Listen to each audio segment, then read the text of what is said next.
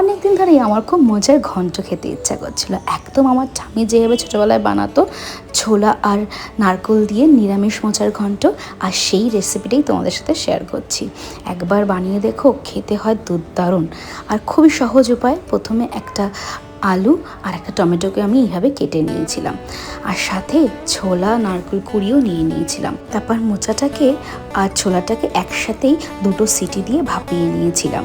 আর এর মধ্যেই গরম তেলে আলুগুলো ভেজে রেখে দিয়েছিলাম, আর ওই তেলের মধ্যেই 1 চামচ গোটা জিরে আর গোটা গরম মশলা একটু সাঁতলে নিয়ে ওর মধ্যে টমেটোটা দিয়ে দিয়েছিলাম, আর 2-3টে লঙ্কাও।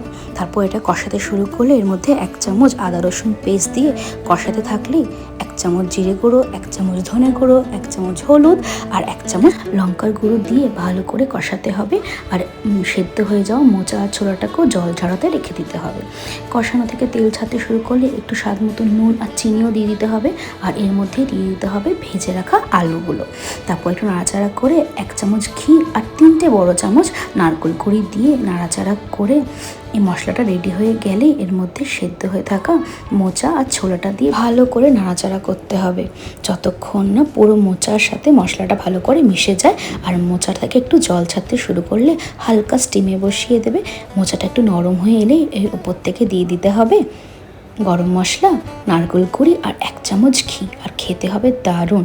একবার এইভাবে অবশ্যই রেসিপিটা ট্রাই করে দেখো আর জানিও তোমাদের কেমন লাগলো।